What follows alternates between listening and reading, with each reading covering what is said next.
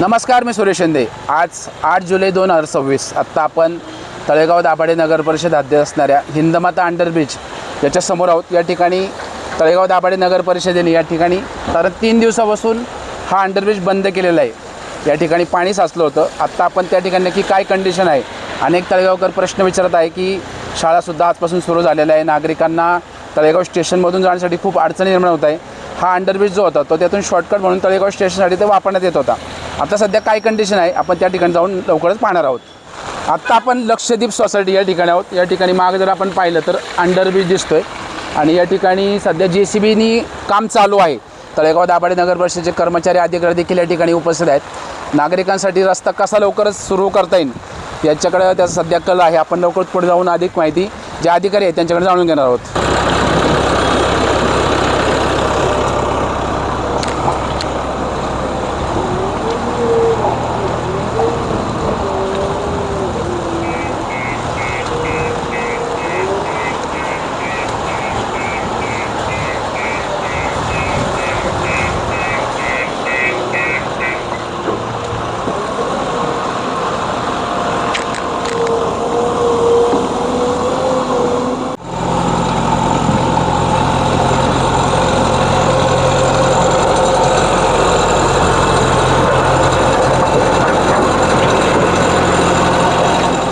सध्या आपण आहे त्याच ठिकाणी आहोत, हिंदमाता अंडरब्रिज। या ठिकाणी आपण पाहिलं तर 2 JCB मार्फत या ठिकाणी तळेगाव दाभाडे नगर परिषद अधिकारी कर्मचारीसुद्धा या ठिकाणी उपस्थित आहे आणि युद्धपातळी यांचं काम चालू आहे। त्या ठिकाणचा जो चिखल आहे तो बाजूला केला जात आहे आणि या ठिकाणी नागरिकांना लवकरात लवकर कसं हा अंडरब्रिज वाहतुकीसाठी खुला करून देता येईल यासाठी त्यांचा प्रयत्न चालू आहे। लवकरच आपण जे अधिकारी आहे त्यांच्याकडून अधिक माहिती घेणार आहोत।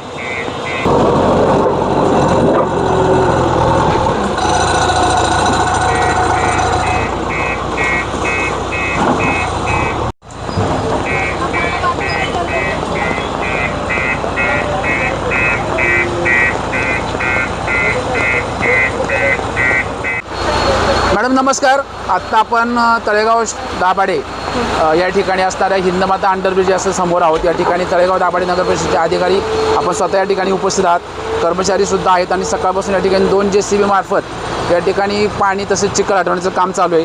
काय प्राथमिक माहिती तळेगावकरांसाठी हा जो ब्रिज आहे तो केव्हापासून सुरू होईल आणि काय कंडिशन आहे आत्ता? शहराच्या 2 भागांना जोडणारा हा महत्त्वाचा अंडरपास आहे। गाव भाग आणि स्टेशन भाग इथे बरीच रहदारी होत असते, परंतु मागे आपण 2 दिवसापासून बघतोय की मावळमध्ये ही अतिवृष्टी झालेली आहे। थोड्या कालावधीमध्ये खूप जास्त पाऊस झाला, त्यामुळे वतननगर या भागातलं सगळं जे पाणी येतं, शहराच्या स्टेशन साईडचं जे पाणी येतं तर ते इथल्या ओढ्याला येतं आणि ओढ्यातून इथून अंडरपास होतं। परंतु पाण्याचा प्रवाह जास्त असल्यामुळे रेल्वेच्या तिथं दगडगोटे आणि बराच गाळ वाहून आला, त्यामुळे पाण्याचं प्रमाण जास्त असल्यामुळं हिंदमाताच्या तिथे बरंच पाणी साठलं आहे। महत्त्वाचं म्हणजे आपली नेहमी 365 दिवस आपले 2 पंप असतात इथे। 10 HPचे 2 पंप नगरपालिकेमार्फत बसवण्यात आले होते आणि ह्या वर्षी आपण त्याला लाईट महत्त्वाचं असं होतं की पाऊस गेल्यानंतर पाऊस आल्यानंतर लाईट जाण्याचे प्रमाण जास्त होते, त्यामुळे आपण ह्या वर्षी डिझेल जनरेटर सेट देखील इथे बसवला आहे। म्हणजे लाईट जरी गेली तरी कुठल्याही परिस्थितीमध्ये हे पंप बंद होणार नाही, कंटिन्यू पंप चालू आहेत। परंतु सध्याच्या कंडिशनला पाऊस जास्त असल्यामुळं ते पंपाचा जो उपसा आहे तर तो त्याची एक लिमिटेशन आहे, त्यामुळे ते होऊ शकलं नाही। त्यामुळे आपण 2 दिवसापासून हा भुयारी मार्ग बंद केला होता नागरिकांच्या सुरक्षिते दृष्टीने बंद केलं। बरं, आणि चालू कधी होईल? आता सध्या तर काम चालू आहे आपलं। आता आपण बघतोय की सध्या तर युद्धपातळीवर काम सुरू आहे, इथे गाळ काढण्याचे काम सुरू आहे। 2 JCB आहेत सुरू। आता साधारणतः 1 तासामध्ये सगळं इथलं गाळ काढण्याचे वगैरे सगळं काम सुरू होईल। पावसाचा जोर जर नॉर्मल राहिला तर हा कंटिन्यू चालू राहिला तर। ओके मॅडम, धन्यवाद।